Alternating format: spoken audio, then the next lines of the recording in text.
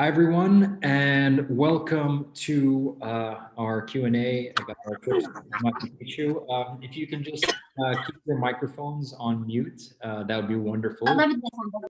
Thanks so much, and also your cameras. So just very quickly and very briefly, I'm gonna just introduce myself. So I'm team leader. My name's Rami, and I'm team leader on our trips to Machu Picchu. We do two different trails to this epic location, and this is something that we've been doing for a couple of years now, and it's one of our most exciting trips. The way that we run this presentation, just very briefly, is that I'm going to take you guys through the itinerary of the trips for both of them, just so that you can kind of visualize the difference between the two, show you some of the similarities as well. And then what I'll do is I'll open up for questions. And the way that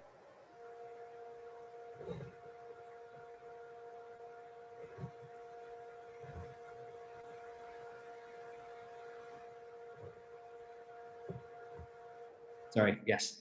To use the chat box on the right-hand side to just put in your questions as we're going through, and then we'll get through them one by one. And just to ask you, just to please, if you can, make sure that your microphones and your cameras are on mute throughout, just so that everybody can hear everything. All right, so just use the chat box for your questions, and we'll get, as you're thinking of them, and we'll get to them at the very end. All right, so here we go. Machu Picchu. I'm just going to share my screen here and show you our little presentation. Right. So we have two trails to Machu Picchu. There's the Inca Trail and the Salkantay Trail. They're both quite similar in terms of challenge, with the Salkantay Trail being slightly more challenging, but they are very different in terms of the kind of experience that you're going to have and the kind of overall, the views and the expectations are quite different for both. So just to kind of go through how our itinerary runs. We actually start in Lima, so that's the meeting point. Everybody will join us on our first day in Lima, and during the arrival time, like the first day, basically, for those of us who arrive early, we get to do city tour. But the first major event of our time together is a welcome dinner at Lima. Of course, we pick you up from the airport. We'll bring you to the hotel, and for those of us who are already there, we'll have a city tour going. So at any time that people arrive, we'll just check you into the hotel and then get you straight out there to the city tour. And then in the evening, we have a welcome dinner. The next morning, we all fly together from Lima to Cusco. And Cusco is in the Andes Mountains, and it's the closest major airport to Machu Picchu and the Sacred Valley region in which Machu Picchu is. This is all included, so we all fly together, and this is all part of that. And that's where, and then the first portion of our trip is actually the same. So whether you're on the Inca Trail or the Salkantay Trail, we're going to do some exploration of the Sacred Valley. So that's going to be just visiting a couple of villages, a couple of towns, including Cusco itself. Just that it'll be some very mild trekking, nothing major. It's just to go up and see some of these places, visit some of the markets as well that are very, very beautiful. We have amazing guides over there who will be talking to us as well about some of the significances, religious and cultural significances of the places that we're visiting. And then we also have, and then the following day we go to Rainbow Mountain, and this is the same for both itineraries. So we will go, we'll be doing a trek up to of course, the world famous Rainbow Mountain, where everybody takes their, made famous, I think, by Instagram mostly. But these colors are real. This is actually what it looks like. It's pretty spectacular. And it's a short trek. It's around 4 hours in total. The bus gets us pretty high up, and then from there we walk all the way to the top. We get these epic shots, this epic view, and then we walk back down and we spend the night in the hotel. So every night that we're not either on the Salkantay Trail or the Inca Trail, we're going back to a hotel, which means hot showers.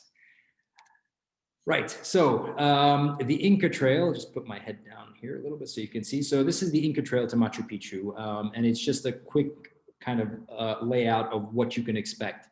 The Inca Trail to Machu Picchu is, it's actually 3 full days of trekking. The 4th day is not really a day of trekking. It's a very short day, and it's mostly within the Machu Picchu compound itself. So, and the really big days on this trail are actually, it's actually day 2. So you can see that you have the starting point, which is the little yellow Life Happens Outdoors sign. And then you've got the second yellow one, which is our first lunch point. And then we get to Huayllabamba, which is our first, which is where we camp for the very first time. And at Huayllabamba, it's around 3,000 meters. The following day, we have we wake up and there's a big ascent, and you go all the way up to 4,200 meters, which is called Dead Woman's Pass. And this is it's called Dead Woman's Pass because the shape of the pass looks like a woman lying down, and nothing more sinister than that. And then as you can see, the trail starts to kind of do a little leveling out throughout the course of the next day and the day after that, and then it's mostly downhill from there. So the real challenge on the Inca Trail is actually at the very, very beginning, and the distances between one camp and the next are actually not that much. And then when you go to the Salkantay Trail, it's a little bit different. So Salkantay Trail, the altitude is higher. So we actually get up to around almost 5,000, around 4,700 meters at the Salkantay Pass. So it's a significant altitude difference. And the starting point is already at a slightly higher elevation.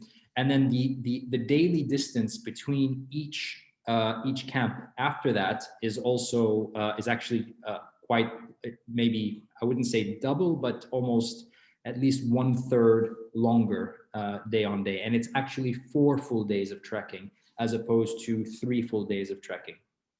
The good thing though is that on the 4th day, which is the extra day, rather than sleep in a tent, we actually sleep in Aguascalientes in a really nice lodge over there, and then we make our way up to Machu Picchu. Some of the differences between the 2 trails. So Inca Trail is the most popular trail in terms of it's the one that is quite famous because we pass through multiple Inca settlements. But the flip side of it is that it's also the most crowded trail. So of course, there are measures that limit the number of people that are on each trail. Because we have to do permits, and there are a very limited number of permits for the trail. But still, you can't but notice that there are other people. We will pass other groups at the campsite, the designated campsites. There will be quite a few people over there. So that's just it. What you're getting out of it is really it's a historic trail, and we pass through multiple ruins on our way. The Salkantay Trail is a much more rugged trail. They call it the scenic route to Machu Picchu. And that's because rather than passing through the tight mountain passes along the Inca Trail, which is actually a trail that was laid by the Incas, you're actually going through mountain trails. And the mountain trails are actually dirt trails as opposed to cobblestone steps. So like, for instance, when we're going up to Dead Woman's Pass on the Inca Trail, that's really a kind of, we're going up Inca stairs as we go up, which is cool, but the Incas like to build very big steps. Whereas on the Salkantay Trail, we're actually walking on soil. And that makes it a very different kind of experience. It's also quite remote when you're on the Salkantay Trail. So you really are in the big mountains. We get very close to the glaciers. So whereas on the Inca Trail, you can see the glaciers in the distance, on the Salkantay Trail, we really do get up there and close and personal with the trail, with the glaciers, and actually pass a glacier lake. So that's one of the other key differences. In terms of views, it's so difficult to choose between one or the other. The Salkantay Trail is it really comes down to, I guess, what it is that you like as an individual and what it is that you're looking for. Are you more interested in kind of historic, passing different old Inca settlements, whilst also trekking in nature. Don't get me wrong, you're still trekking very much in nature, but there is a tamer element about it because it's a built ancient road. Whereas on the Salkantay Trail, and you can see in this picture, it's a bit more wild, a bit more rugged, a bit more glaciated, and this is quite a different thing. So it's definitely a difficult choice. See, this picture over here is taken actually on the Inca Trail, and you can see those mountain passes, but you're not actually there. So yeah. Having said that, both trails they do lead to Machu Picchu, and both trails will enable us to reach the Sun Gate, which is the very famous viewpoint of Machu Picchu, but we'll be coming at it from different sides. When we're on the Inca Trail, the trail actually leads us through the Sun Gate and down into Machu Picchu. So this is a view of from the Sun Gate down to Machu Picchu. Whereas on the Salkantay Trail, we'll be getting a similar view from the other side of the mountain, but then we will descend all the way to the valley floor and then reascend into Machu Picchu from beneath it. And then we can also, again, take the trail to go a little bit higher up to catch the viewpoint. So you'll get two, I guess on the Inca Trail, you'll get one angle, if you like, of Machu Picchu, whereas on Salkantay, because of the nature of the trail and the way that it's angled, we will actually get to experience it in two different ways. And of course, we don't take ourselves too seriously, regardless of which trail we do. It's always good fun. And then finally, towards the end of the trip, so once we get to Machu Picchu, we actually do a tour within Machu Picchu with our local lead guide. And we have the opportunity to also trek up Huayna Picchu, which is the mountain in the background over there. But that's an option, and it depends if people want to do it or not. Of course, it's included, but some people tend to be a little bit done by the time they get to the picture taking on Machu Picchu, and they're quite ready to just chill out after that. But all options are open. We spend a couple of hours in Machu Picchu itself, going through the different streets of the ancient city and the ancient citadel, and getting the full tour. And then after that, we will take a bus down to Aguascalientes and have lunch over there, and then take a train back to Cusco for our last night together. And dinner, of course, is at Cusco. And then the following day, we actually fly back to Lima together. And we have the rest of that day free as well to do our shopping and to, explore the town a little bit. They've got phenomenal restaurants. Of course, all the meals are included at that point. And then spend that night in Lima. And then the following day, you guys will all be shuttled to the airport depending on your departure times. The reason why we do it this way is because this enables all of you to be able to choose your flight times throughout the entire departure day. Whereas if we were to do it on the same day as when we fly to Lima, then that could be kind of restrictive for people. So just wanted to make sure that you all have maximum flexibility. So that's kind of it in a nutshell. I didn't want to speak too much about the dry part of it. I actually wanted to take this opportunity to answer your questions as much as possible. So please do drop your questions into the chat box, and what I'll do is I'll read them out so everybody knows what it is that you've sent. And you don't have to send it to the group in general. You can direct message it to me. I'm Rami, and you can, what I'll do is I'll read it out. So got first question already, which is, if you're a first timer, what trail do you recommend? Okay, so that's a tough one. Both trails are first timer friendly. So what that means is that you don't really need prior experience to do either. Having said that, they both have their challenges in their own ways, and it depends what it is that you're looking for to make that determination. So, for example, on the Inca Trail, it is possible to have access to showers, albeit cold ones. But some people like that, and that's perfectly fine, especially because it's really the first day, it's really the second day where the place we're sleeping can be a little bit cold because it's higher up in altitude. But on the first day and the third day, the camps are actually at quite low altitude, so it's warm enough to have cold showers, especially if you do it before it gets too dark. So, you know, and then on the Salkantay Trail, you really don't actually have, you really don't actually have any showers at all. So what we do is we provide you with a warm bucket of water, which we also provide on the Inca Trail for those of us who don't want to actually get into any physical showers. The trail itself is, like I said, you know, with the Inca Trail, you have the stairs. That's challenging because when you're on dry soil or when you're on soil, what you can do is you can improvise the way in which you put your step. And that can make you, so you can actually decrease the size of your step, and that could make it easier to walk. Whereas on the Inca Trail, that's not possible because you actually have physical steps at times that you actually have to step on. And so that can be challenging for some people. What I would say is, if you're looking for, of course, the Inca Trail itself is a shorter trail. So in that sense, and we have fewer days on the trail itself. It's 3 full days as opposed to 4 full days on the Salkantay. So in that sense, what I would probably say is that maybe the Salkantay would be, objectively, it is slightly more challenging than the Inca Trail. But having said that, I would say that both of them are very, you know, they're very doable as a first timer. Right. So got another question over here. If we're climbing the mountain in the background, how long does it take?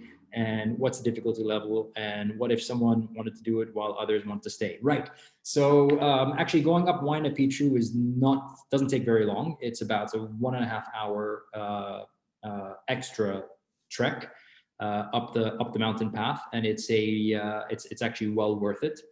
And that's perfectly fine because we will actually be in Machu Picchu, and then after that we're going down to Aguas Calientes for lunch. So for those of us who actually want to go up to Huayna Picchu, what we'll do is at this point I would definitely go up to Huayna Picchu because I'd love to go there.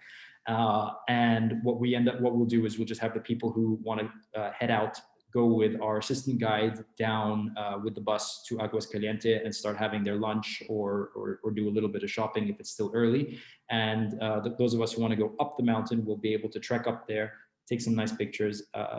It's just phenomenal views. And then we'll head down and join everybody else in Aguas Calientes, which is the village down in the valley.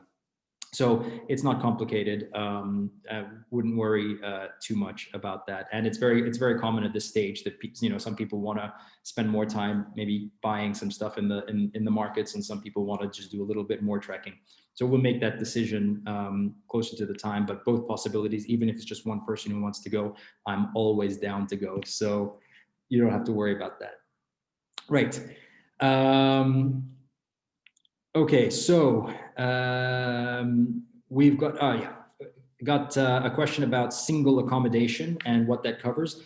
So yes, the question is that whether the extra, the single supplement is that for each hotel or as a whole. The answer to that is the single supplement is for everything. So if you want to have what we have in the guidebook is what it covers the hotel and a single tent throughout. So it's a single room accommodation at the hotel in Lima. That's single room when we're in Cusco and Ollantaytambo, and also a single tent when we're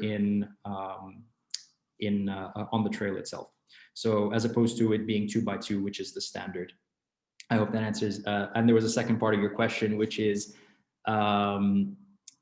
oops, sorry, I kind of missed that. Yeah, so second part of your question is, as a beginner, how can we prepare for such an adventure? Yeah, great. So listen, as a beginner, preparation, it all starts up here, right? So the key is to want it. If you want it, you can do it. Of that, there is no doubt. Everything else becomes secondary. So it really is a mind over matter game. Once you've decided that this is something you want to do for yourself, then we're here to help you prepare. So there are a number of different ways to prepare. Some of it has to do with physical fitness, and we'll be sending over guidebooks that'll help you with that. So a fitness guide, a nutrition guide as well, put together by our resident dietitian. We're also super available for one-to-one. So that's on the kind of physical side of things. And then you have things like gear. So buying buying the gear that you need for this trip. So what you're going to be wearing, and your sleeping bag and things like that. So we have a guide that we also send you that'll have all those details. And when you're ready to go shopping, you just let us know and we'll be able to help you as well, whether it's through WhatsApp or recommending, depending on where you're living. We can recommend some of our partners who actually have our gear list, and they'll be able to also kit you up as well. And you will likely be able to get a discount as well. So we really will help you go through all the different phases in the lead up to the trip. And we're also super available to answer all your questions at any time. So I'd say start with deciding whether this is something you really want to do. And then at that point, we can start to actually help you prepare for that. Don't worry about things like, you don't have to be an athlete, right? People think that if I go and I can do push-ups and pull-ups and all sorts of that, and CrossFit, and you don't have to do any of those things. We're talking about walking, right? So it's just regular walking, without, unassisted, with a light backpack of not heavier than 4 kilos, including the water. Okay, for, I would say, around 8 hours per day, with, of course, plenty of breaks, and walking at a pace that enables us to carry out a conversation like this without losing our breath. That's how slow we walk, right? So this isn't about, getting up there and being the first, and no, this is about enjoying it, sharing the experience, taking awesome pictures, and having a great time. And giving you that opportunity to experience this thing in a way that is fun, basically, but also challenging and fulfilling, because when there's a challenge, there's always great fulfillment. I hope that answers that question. Right. So got another question. Oh, okay. A question about deadlines. Yeah. So look, for the Inca Trail is a little bit more of a difficult one to organize, because we actually only have 3 places left on the Inca Trail, and the permits for the Inca Trail are notorious for running out months ahead of time. Now, we run our Inca Trail trip at the end of May, so it's the last week of May going into the first week of June. So if this is something that you are interested in booking, I would say, like, as soon as possible, and I'm like, really as soon as possible. When it comes to the, and we're sorry, and just because we're also constrained by permits. If the permits run out, the permits run out. There's no 2 ways around it, and we don't have any control over that. That's by the Peruvian government. The Salkantay Trail is a bit more flexible because, like I said, it attracts less crowds. It's more spread out, so there's less red tape around it. But also, as well, I would say don't wait until by March. You should be like definitely on the team already, because really, as well, we're faced with the same issues. You have to understand as well that this is 2021 coming out of 2020. Right. So everybody who was, supposed to do these things last year has postponed it to this year, most likely. And so that's put double pressure on the scheduling. It's put double pressure on permits. So just keep that in the back of your mind when you're thinking about how long you want to take to do this. Right. Is altitude a concern on this trip? How high will we go? And is this, yeah, okay, great. So the highest that we'll go is close on the Salkantay Trail, is close to 4,700 meters, and on the Inca Trail is close to 4,200 meters. I know that it doesn't seem like a big difference when you say it like that, but it's actually those 500 meter, that 500 meter difference does make a big, is quite something when we are above 4,000 meters. Every 100 meters is different. It feels very different on our bodies. Now, we're not exposed to altitude for a significant amount of time. We really just get up to the high point, we take some pictures, and then we drop altitude very, very quickly. So there isn't much in the way of exposure that would be of any concern on both trails. However, altitude has a way of making us, what altitude does basically is it makes us feel like we are far more physically tired than we otherwise would be if we were doing the same activity at sea level. So it's an added element or an added challenge to the trail.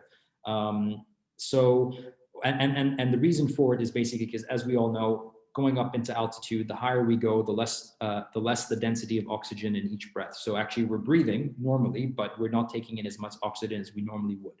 Now, the trail itself allows us to acclimatize, and we would have already gone to Rainbow Mountain before this. So our bodies would have already started to acclimatize, which means getting used to being in the high altitude, but still there will be elements of fatigue that are associated with being in the high altitude, albeit for such a very small period of time. So I would say it's not a major concern, and the team, myself and the team, we are super experienced in identifying and coping with any symptoms of being in the high altitude that we may face. So I wouldn't worry too much about that.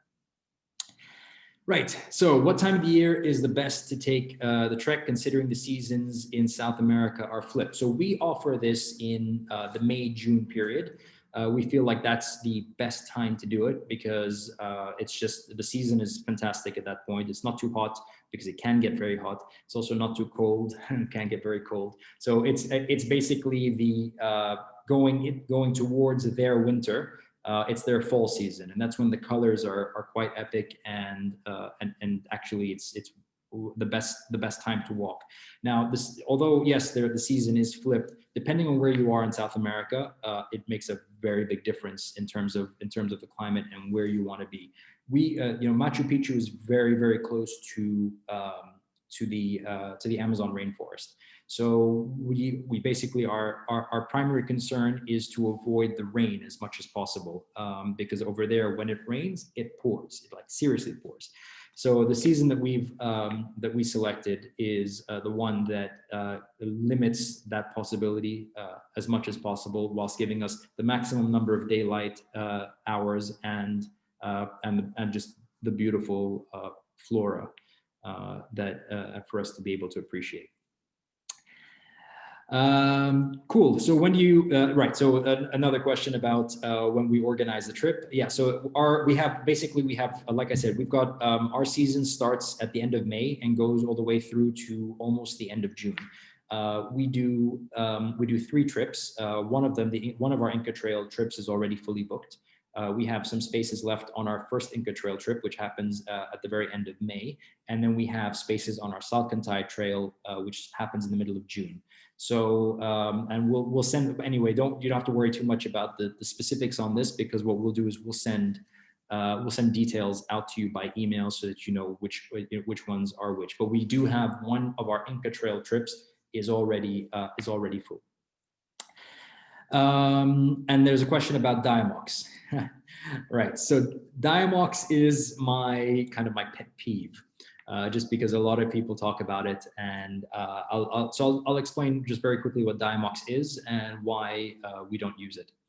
So Diamox is it's actually a medication that's called apoacetazolamine. And apoacetazolamine is used to treat a particular eye condition originally, but it had been found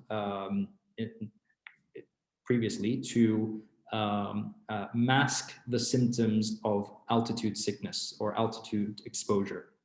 So sometimes when we're in high altitude, we have headaches, or sometimes we might feel a particular kind of fatigue, or it can actually accelerate even to things like nausea. Of course, this is not something that we will experience on a trip like Machu Picchu, just because of how limited our exposure is. But this is what can happen in high altitude, in theory, and of course in practice. But in terms of on this trail, it's very highly unlikely. What Diamox does is it masks the symptoms. So it rather than getting the headaches or the nausea or whatever, you feel fine. But then the problem with that is 2 things. First of all, the number one issue that trekkers face in high altitude, whether it's Machu Picchu or Kilimanjaro or anywhere else, isn't altitude. It's actually dehydration. You just don't drink enough water. And of course, this is something we're always reminding you to do, but dehydration is the number one issue. And Diamox is a diuretic. So it directly works against the number one issue that trekkers face in the mountains, which is not altitude, it is dehydration. So that's the first thing. The second thing is that if you're masking the symptoms, then we're not able to see, we're not able to understand whether you are acclimatizing or whether it's just the medicine that's working, right? So consequently, we aren't able to know if you're making progress or you're regressing until it's too late for us to deal with it in the way that we can. So this is the second reason, and actually there's a third reason, which is that if you're medicating on Diamox and then altitude becomes an issue, you've taken away one of our treatment options, because we can't actually medicate you with more Diamox, which is one of the treatment options for descending you down the trail only, not to continue going up the trail. So just wanted to, that's a little bit of a sidestep there, but just a little thing about Diamox and why we don't use it on this or any of our trails, by the way, except as an emergency use by the lead guides and team leaders if it's necessary. Right. Okay, so question about the cost of the package and if the visa will allow us to stay back after the trek. Yeah, so basically okay, so the cost includes everything that is everything from pickup at Lima airport until we drop you back off. The total cost of the trip is 2,600 euros. And so that is all meals covered, all permits covered, all accommodation covered, all entry fees to Machu Picchu and to Sacred Valley and to Rainbow Mountain, and all private transportation and the local flights from Lima to Cusco and back to Lima again. That's all covered within the price. If you want to stay longer, and this is very normal. A lot of people like to stay and even go to places like Bolivia, which is close by and very beautiful. It is possible to do that, and what you would do is when you apply for your visa, if you hold a passport that requires a pre-approved visa, so you have to go and apply for it ahead of time, then you would just request the number of days that you want, and usually that isn't an issue. In any case, if I'm not mistaken, you don't have the option to select very limited number of days. I think it's like you apply for a month, and then there's set number of like certain packages that you can get. But when you go through that visa process, you can request that based on what it is that you're looking for.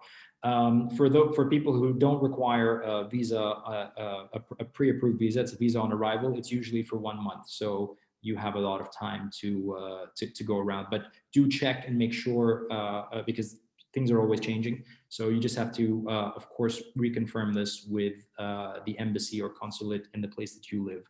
And of course, it depends on which passport you have. So you just have to make sure about that. And of course, if you want to stay longer, you by all means, you most definitely can. And if you want to do the Inca Trail and the Salkantay Trail, we can definitely do that as well. We'll see if anybody out there is as enthusiastic as I am to go up and down this trail more than one time in a season. But yeah, I see somebody out there is actually considering that. So why not? It's with pleasure. Right. So if there are any other questions, do feel free to drop them in. I'm just in terms of wrapping up. If you have any questions at all about the Inca Trail or the Salkantay Trail, please don't hesitate to reach out to us. This is actually one of our most popular trips. So don't wait too long to get your places, because seriously, like we actually run out of one of our trips is already gone, and the second one only has 3 spaces left. And we also have the third one, of course, the Salkantay, which we're a bit more flexible on. So don't wait too long. And yeah, just looking forward to getting back out there. Adventure is the new normal, and we wanna be a part of making that everybody's reality.